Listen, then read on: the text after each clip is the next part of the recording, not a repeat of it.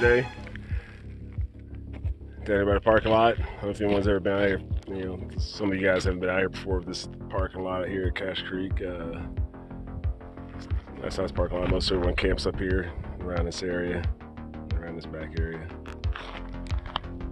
But anyways, so park here. You have to walk the rest of the way in.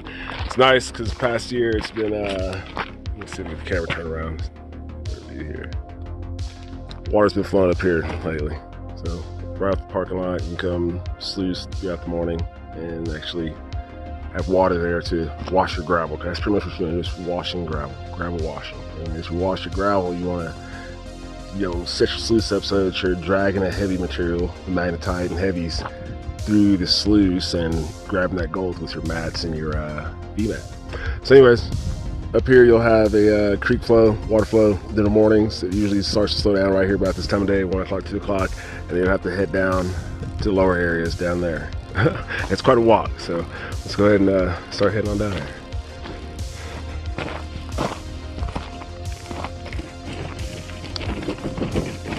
Go through our vase, bring a wagon, some kind of way to carry material because you're going to be processing a lot of material. Also suggest bringing some kind of snacks, and it's up to you on what type of sluice you want to use, but I use a small backpack sluice. I mean, you're washing gravel, so it's, get too detailed or too, ridiculous about your sluice. Say that there's some monster sluice or anything. The water flow's not great down here, so you're not going to have, a lot of options as far as water flow and sluice options. So the best thing you can do is just use a sluice that fits the setting, which is a small little backpack sluice, and believe me, they're going to be able to process it. You're not going to be able to haul that much material down to that sluice. If you get a larger sluice, you're not going to be pushing that much material to that sluice, I promise. So, you got to be a real pretty fit guy, or you're going to have a high banker hooked up to it, which out here at Cache Creek, motorized equipment isn't allowed. So you got to have motorized equipment, or you got to have, a few guys shoveling material into that large sluice if you're going to use a large sluice. Otherwise, it's kind of counterproductive out here because there's not a lot of water flow. Small backpack sluice works great for it. We're going to maneuver this cart down this rocket trail, but basically take this trail all the way down, stay on the beaten path. You're going to walk around a creek bed over here, which may get to, or may set the camera, and we'll take more video as we get closer to it. I'm trying to maintain a wagon that's full of gear without spilling anything or losing anything on the trail. But here's the first creek here. Now this creek here does have water flow throughout the day, but the flow is very light during this part of the day. I mean, that flow might be good enough to work material in, but by the time we get set up and data there, at least some data there, some photos and stuff to make some space for all this these photos and footage. But anyway, so this water flow here, it flows through the morning, and it shuts down probably halfway through the afternoon there, 1 o'clock, 2 o'clock here. I mean, that's a decent water flow. You may be able to run something through that, but I don't advise setting up this late in the afternoon because that's going to slow down even worse than that, and you'll just be stuck with a bunch of material to run and no way to wash it. All right, so we continue on that trail.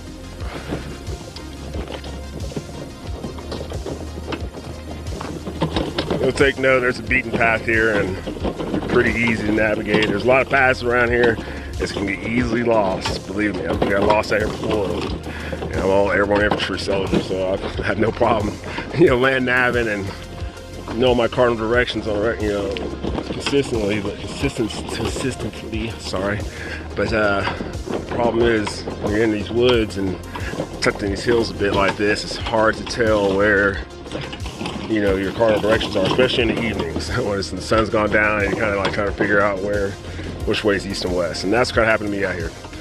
Coming out here late in the evening, trying to set up late in the night, and got a little lost. It happened here, a vehicle starting up and made her way back out, and we ended up way back out there by Powerline Road. So just be careful when you come out here. Guys don't come out here and try to set up at night and try to work through the night, especially if it's your first time coming out. We'll end up coming up to this pond right here, and that'll give you a good indication that you're on the right beaten path to get down to the fallen tree. Old Kelch, I'm sure you've seen his videos.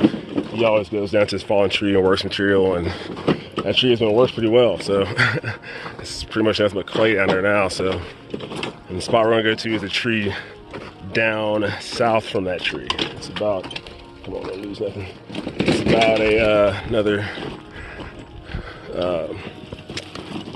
let's say, 1/8 of a mile. Not even that. I don't know, 1,000 yards, something like that. I mean, you'll see. And this is a good landmark here to identify where you're going. Fallen trees. You can walk around them or you can walk over them. It don't matter to me, but I'm carrying a wagon right now, so we're going to go around it.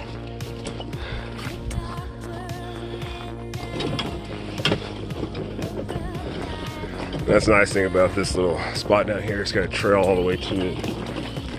Not that the trail's the greatest condition all the way to it. Always turn right here in this little reeds and swampy area, because if you go to that left area, it's going to spit you out around that pond, and sometimes the pond's full of water.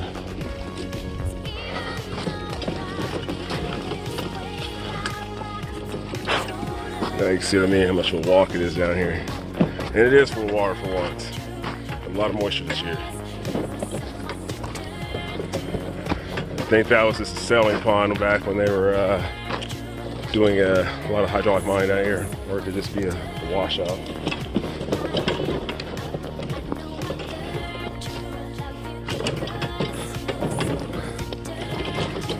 I don't know if I was working any of this material up in here. This is all overburden. So you want to work your way out to either outer edges or find a really deep pit. Deep pit out here.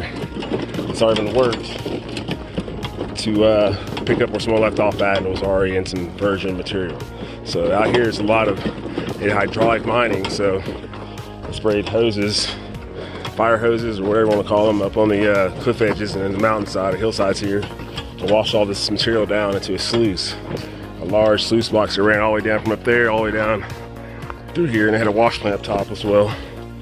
But that deposited a lot of overburden, they would call it. So overburden's that material. That's just the stuff that's already been washed, and the good gold's been taken out of it already. Here we dropped the classifier. The homemade classifier we got. Works well. Half-inch processed raw material, 1 time. Lock a lot. Let's keep rolling. It's a hot billy goat out here. And that's one thing about this place, Cache Creek, it gets really warm during the daytime. But you always want to have some civil gear, as we call it in the Army. It's some warm weather gear, because as soon as the sun goes down, it gets chilly. Or if it rains, if it starts to rain or sprinkle on you out here, and the rain and sprinkles, you know, it's typical mountain rain. It doesn't last but like 5 to 10 minutes, but it's enough, it'll chill you. If you're sitting there not moving around, not working with material, and just running your sluice, you can easily get hypothermia. So just be careful. I always bring civil gear even on these hot days, because weather changes, cloud bank comes in, a little sprinkle of rain, evening starts to set in. If you're sitting there just running your sluice, you can get chilled real quick. So just heads up. But now it opens up into the that's the original Cache Creek riverbed.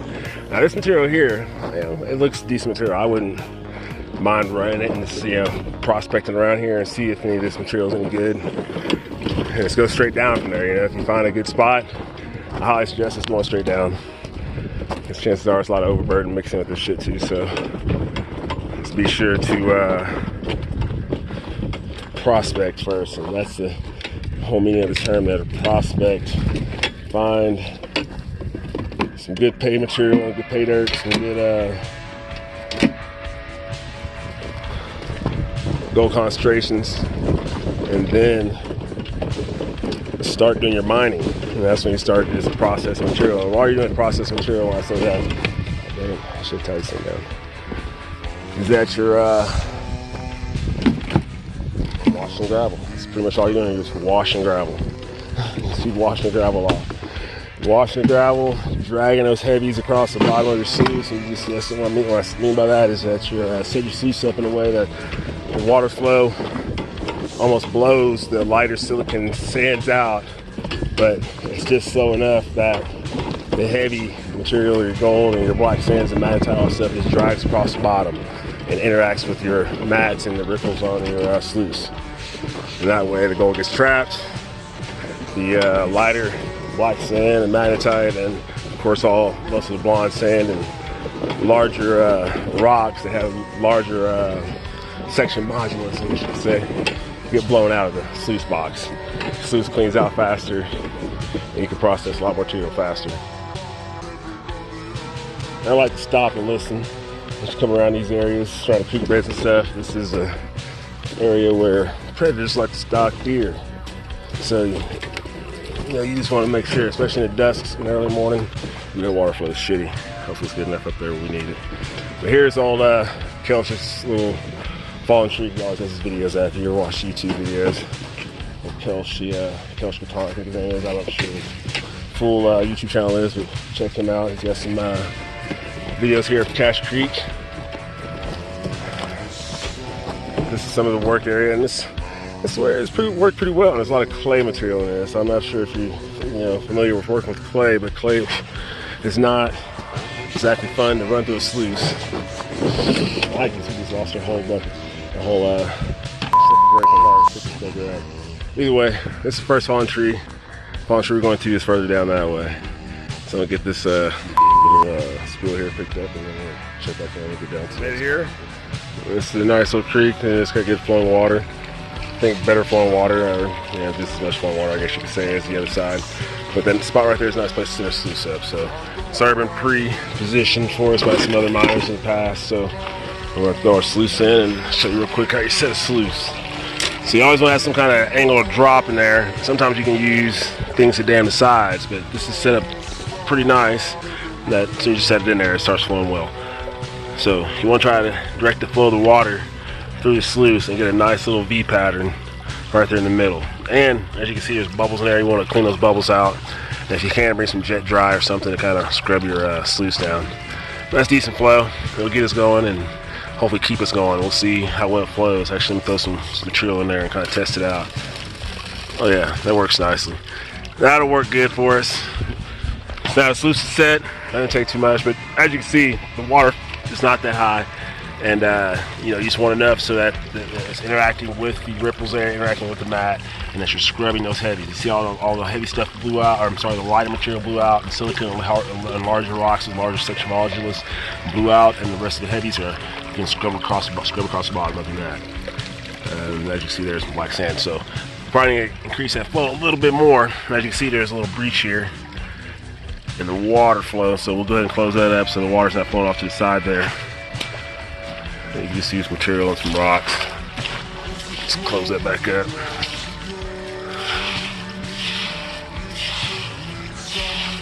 That should drastically improve our water flow down the sluice. As you can see, the water flow is already increasing. It's starting to clean it out. Perfect. That's good. We can do a little more work too when we get back. But for now, we're running out of battery time. I didn't charge this phone very well, so we're gonna go over and get some material. Well, stay tuned. All right, we're set up over here with the sluice, and it's always good, to try to find a location to mine that's close to your water source, so you're not carrying material a long ways away. And that kind of slows down your productivity, and the lower productivity you have, the less gold you're gonna recover. So you're basically trying to wash, gravel. Find those gravel zones, as basically found over here where this fallen tree is fallen. You have a big trench where people have already been working this trench area down into that hole. As you see, someone's been here since I was here last and working pretty well. So we're going to work that hole. We're going to classify with that large classifier in the circle for that cart there with the classified material. So back that in to a hole down there, fill it up, material classified, take right down to the creek area, process it. Oh, and before we get to that point, I just want to show you that gravel zone I was talking about. So if you look in there, you'll see how much gravel is built up.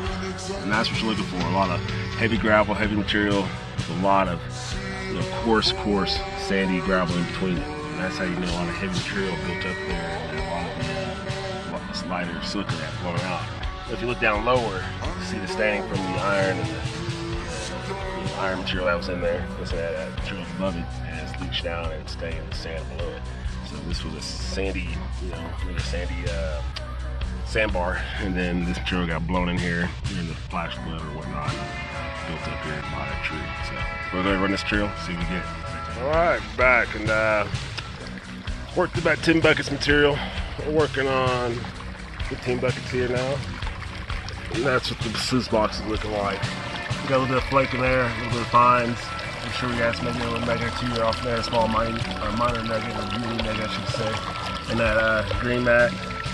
As you see, we got a little bit of flake there. I don't know if the camera's picking it up or not. A little bit of flake, a little bit of fine gold. Not the best I've seen right here, not the best that,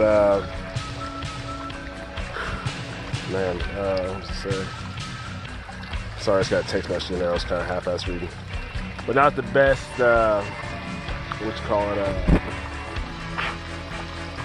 material, gold material to go through. So I would say it's an okay spot. I mean, overburden material is it's basically overburden material. It's material that washed down before they were mining up there. So there's gold in it. I mean, there's gold, there's flake, there's little fine pieces of gold in there, but it's not as concentrated as the virgin material would be. So compared to up top where we're in the virgin material, it's a lot better gold for that amount of material.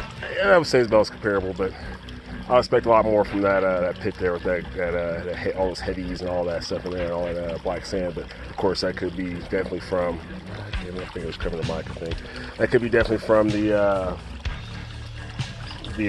cleaning out their big sluice boxes or clean out material or whatnot that would go off to the side, overburden. Either way, we're gonna shut down here and we're gonna move up top. Talk to you soon.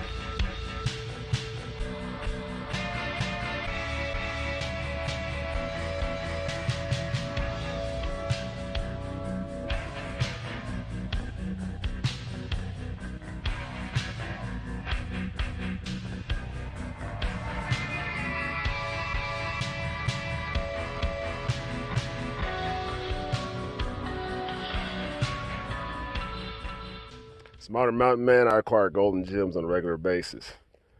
And like I said before, if you like and subscribe to our videos, we're going to give away an ounce of gold and a 30+ carat aquamarine gem. The only way you're going to win is by clicking that like button and subscribing to our channel.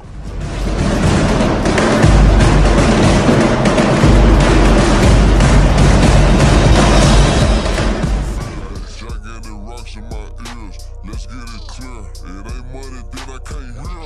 Don't check the bell on my drip. Gun on my hip. Don't get your shit.